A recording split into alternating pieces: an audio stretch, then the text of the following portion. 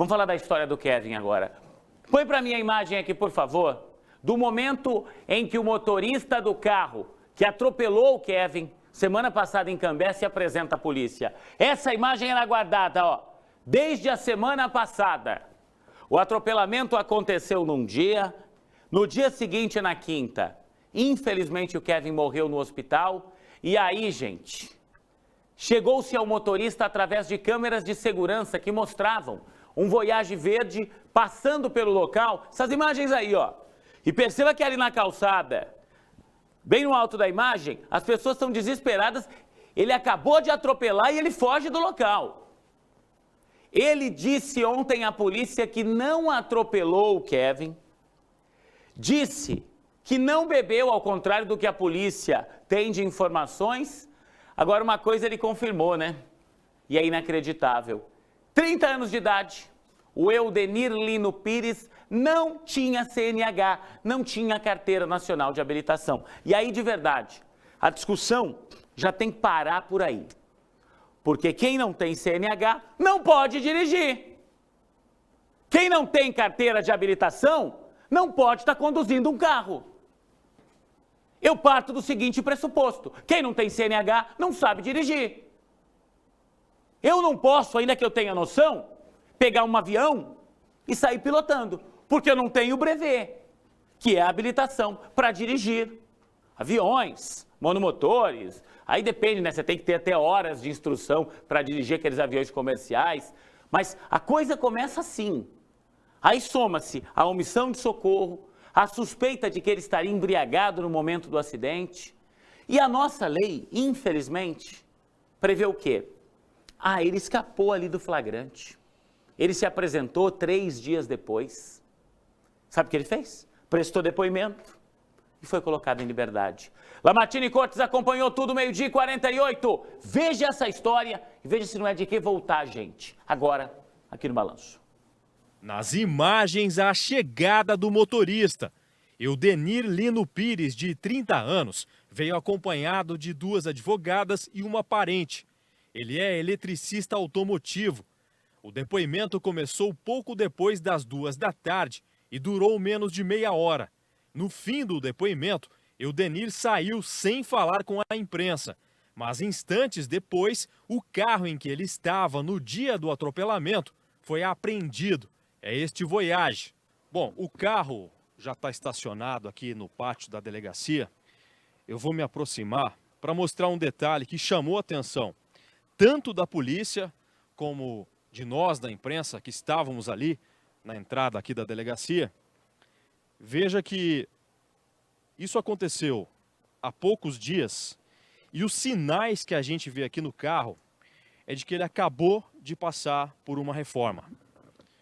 Veja que só tem a ausência da grade aqui, o carro não está com a grade, mas em toda essa parte a gente não vê um arranhão, um amassado, nada. Nesse Voyage aqui não há nenhum sinal de que tenha acontecido um atropelamento e de que esse Voyage tenha atingido uma pessoa ou um objeto.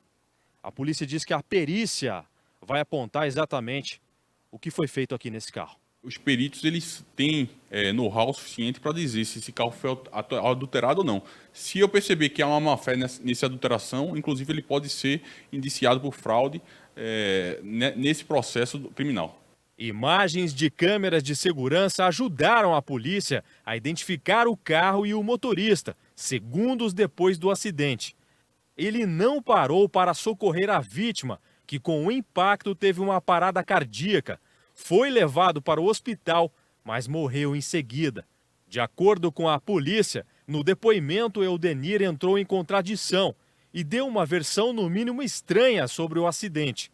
O motorista disse que Kevin de Mello, de 19 anos, já estava caído no asfalto com a moto quando ele passou pelo local. Ele disse que estava vindo de casa quando teria passado numa esquina, no momento em que o motociclista tinha caído sozinho no chão e ele teria passado próximo ali e o pessoal acabou acreditando que tinha sido ele que atropelou o rapaz, né? Essa versão é uma versão, pelas informações iniciais, que é contraditória com o que a gente vem apurando já, de que o rapaz realmente da motocicleta caiu, mas ele acabou que atropelando esse rapaz, viu que atropelou o rapaz e não ofereceu socorro. A polícia também diz que as investigações apontam que antes do atropelamento, Eudenir teria consumido bebida alcoólica em um bar em Cambé. Há indícios e há informações de que antes do crime ele inclusive estava embriagado, estava dentro do bar, né, e saiu desse bar, acabou atropelando a vítima e não ofereceu inclusive socorro. Já a advogada de Eudenir negou que o cliente estivesse alcoolizado. Ela diz que ele saía do trabalho e que o fato foi uma fatalidade.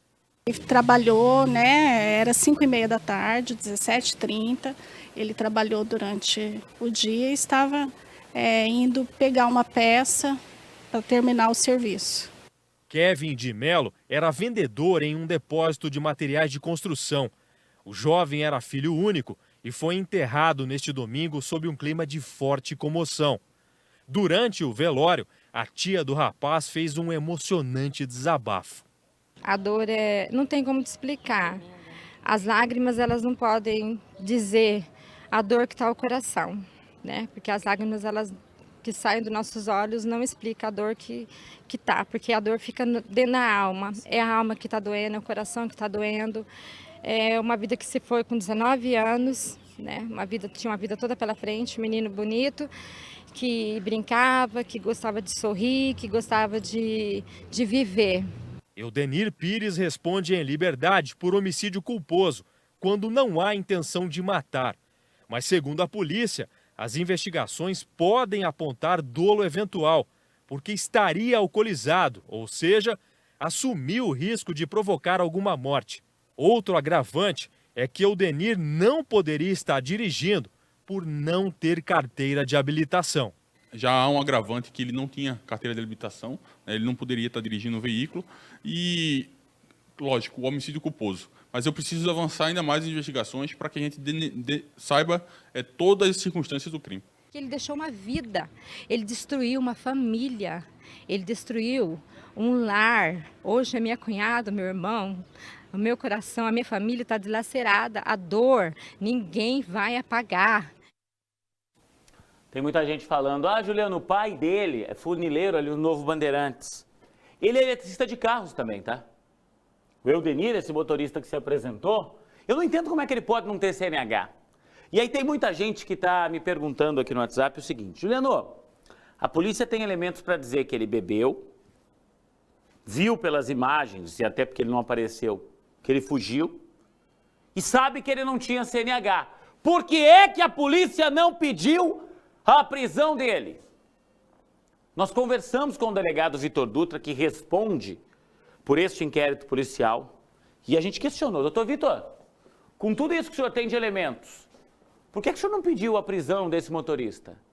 Ele disse que está aguardando o resultado de algumas perícias, está ouvindo testemunhas, e depois que tiver esses elementos, se tudo isso se confirmar, a prisão pode ser pedida sim.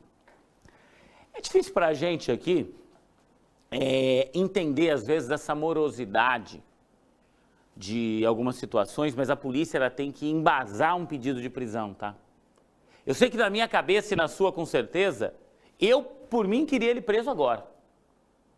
Quer ver, na tua opinião, vamos fazer aquela enquete aqui que a gente faz, você sabe que você fala aqui, diferente de outros lugares, aqui eu quero saber a tua opinião. Põe aqui, 99210893. GG, pega o celular aqui para mim, por favor.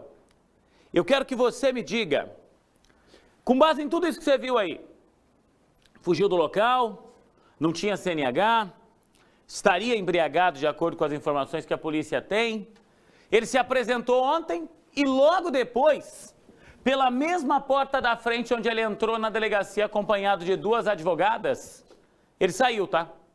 Pela mesma porta da frente onde ele entrou, ele saiu. Carro está aí apresentado, apreendido pela polícia para perícia, mas ele está em liberdade. Com base em tudo que você viu aí, ele deveria permanecer preso ou não? A gente sabe como é a nossa legislação, né? Mas se dependesse de você, deveria estar preso ou não este motorista? Divide a tela, por favor. 99210893. Preso, preso, preso. Cadeia na hora, deveria ficar preso sim. Tirou uma vida, cadeia, sim, cadeia. Repito, a polícia está fazendo as coisas dentro da lei, não é a polícia que cria a lei, não é o juiz que cria a lei. A polícia, ao Poder Judiciário, cabe o respeito à lei. Então a polícia, se a polícia chegar para o juiz e falar assim, olha, bebeu, não tem CNH, fugiu, o juiz vai falar assim, tá, mas cadê o laudo que comprova que ele teria bebido? Cadê o depoimento de testemunhas que comprovam a fuga? Então, o delegado também não pode, só com as convicções dele, ele tem convicções de tudo isso, mas ele não adianta ele pedir a prisão, porque o juiz vai falar assim, não, eu não tenho elementos, eu não tenho documentos, eu não tenho confirmações técnicas para determinar essa prisão. Então, enquanto a lei não mudar, e quem muda a lei é deputado e é senador, ninguém mais, deputados federais e senadores. Enquanto eles não ouvirem você, como a gente ouve aqui, e todo mundo dizendo, ó, preso, cadeia, deveria estar preso, preso, preso.